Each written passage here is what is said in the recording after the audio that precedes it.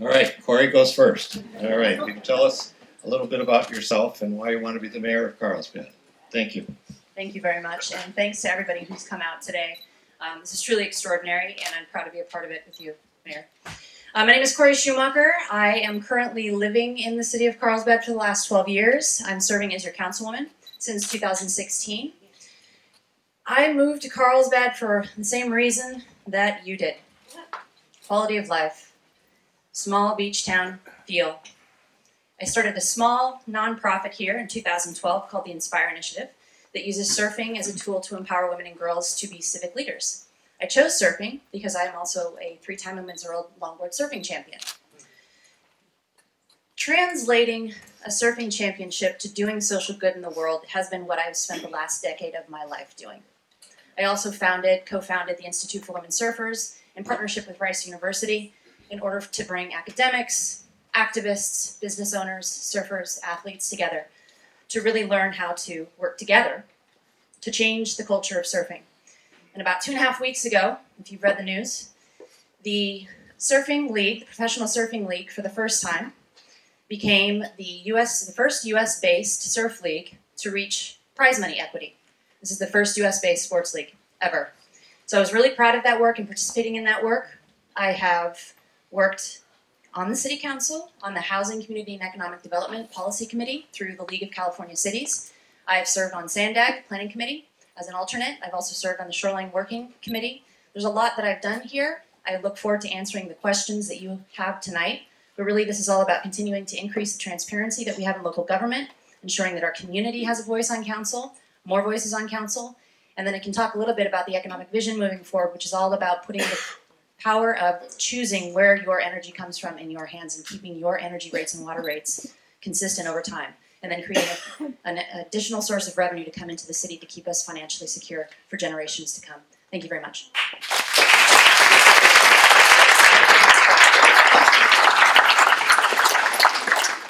Thank you, Corey. I can't tell you how excited I am to be here tonight. When we got here about 5:30, there wasn't many people here. At 5:45, there wasn't many people here. And look around the room. It's 20 feet out the door. You could literally sell these seats here for $50 a piece. I moved here in 1970 coming out of the United States Army. I started a business here, got married, raised my family here. Some of the most exciting times in my life has been with my family and being able to enjoy what Carlsbad has to offer. And it starts by raising your children, it's playing in the parks, it's going to the libraries, and really knowing and understanding what a community is about. I've also been blessed because I've had a business for over 40 years in the community and been successful. When I was about 27 years old, I started becoming involved in the community as a committee member. And since then, I've served on many, many boards, commissions, and was fortunate enough in '94 to be elected to the City Council. In 2010, I was so fortunate to be elected as your mayor. For me, it is about how we give back to community. It's service above self. And every day, I can't tell you how much I enjoy this city and love what I'm doing. Tonight, it's going to be an exciting evening. It's going to be challenging. But at the end of the night, I'm sure you'll know each and every one of us and who you think will be best to lead the city for the next 4 years. So with that, we'll turn it over to the questions. All right.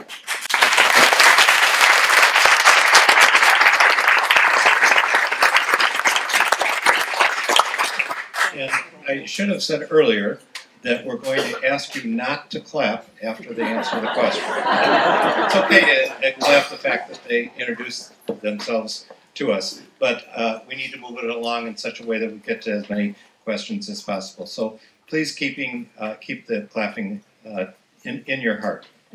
So Matt, we'll start with you. The first question would be, what's your stance on State Senator Wiener's housing bill, SB 827, which talks about the height and density in and around transit hubs? Myself, I so believe in our growth management plan. I believe in our community. And being around a transit hub, we're always going to think of the village. I've never been able to set a standard in the village because I own property in the village. About 10 years ago, Mayor Lewis, Ann Kulchin, and Julie Nygaard set a height limit of 45 feet. And that was what was agreed upon that time. And I followed that standard. I personally have concerns about that. When you go to 6 stories, I almost go crazy. I don't see the village being 6 stories. I can barely feel the 4 stories and think that in many areas is out of place. But I do understand that we need affordable housing and we do need to try and create density. Our village is not the place to start putting 6-story buildings. Thank you. Corey, the same question? Sure. SB 827 is a really interesting bill, and serving on the Housing, Community, and Economic Development Policy Committee with the League of California Cities, I actually had a chance to, with dozens of different elected officials who've been appointed from throughout the cities of California, weigh in and amend and push back against that bill. So we were a part of the reason that that bill failed at Sacramento in this past session. That taught me one thing, which is you can work with dozens of diverse individuals who have very unique perspectives and come to the same conclusion for local control. I too, as the mayor said, believe that we shouldn't start increasing the density in the village area. I hear when the residents say we want to keep the quaintness of our village, but I have an idea for where we can put it. There's 2 additional smart growth opportunity areas. We'll start with one at the shops, where the city actually owns the parking lot that's there.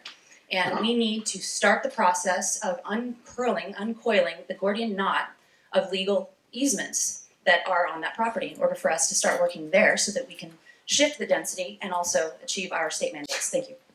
Thank you. This question to Corey. Do you think that we as a city are adequately staffed? Do I think that the city is adequately staffed? This is not a matter of opinion, this is fact. We are not. I was having a conversation with the police association today.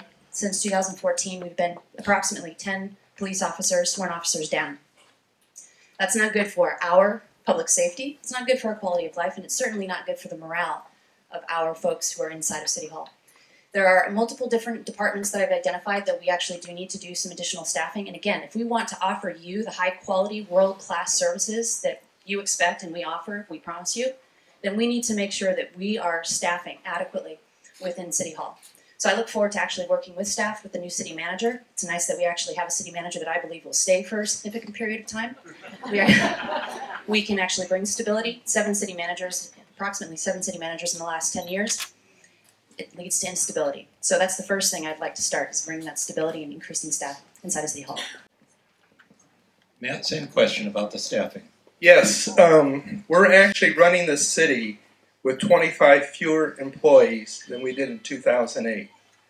Keep in mind, these are your tax dollars and they're your tax dollars at work. Our ratings are higher today than they were in 2008. It's not how many people you have employed, it's how well you train them, how well you pay them, and the whole aspect of who we are and what we do.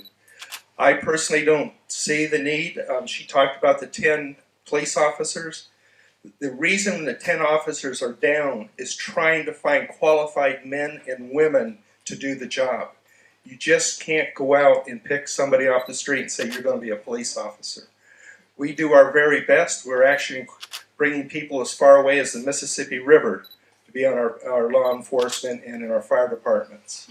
But I truly believe, and I know and understand the people who work in the city. I've been working with them since 1970 in one fashion or another. Matt, this question will start with you. What's your experience in managing a multi-million-dollar budget in a fiscally sound manner?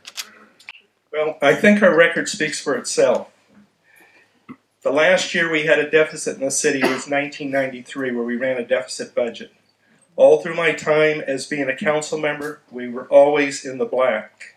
Since 2010, we've increased our balance sheet by over $200 million. We have taken our unreserved monies that the council has access to from $40 million or $42 million up to $80 million. We've taken and paid down our pension liability. I am the only one that's up here tonight that has the expertise, the experience, and the leadership to run a corporation like this. This is a $2 billion corporation that we have today. So, ladies and gentlemen, think about that. Cory? Really interesting question. Our city government is not mayor strong, which means that the mayor is not the CEO of this corporation.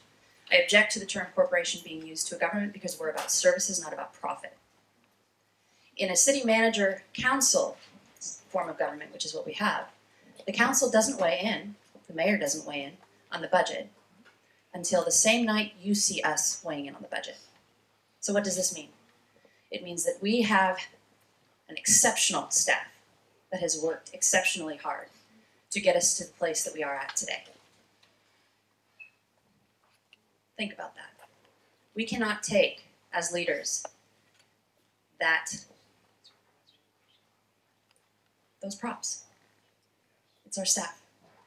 The Proposition H that you put into place, which is the $1 million cap on general fund spending without taking it to a vote of the people, is your leadership. And it's a leadership with, and we'll continue that leadership together and increase the amount of money that we actually have coming in with my plan.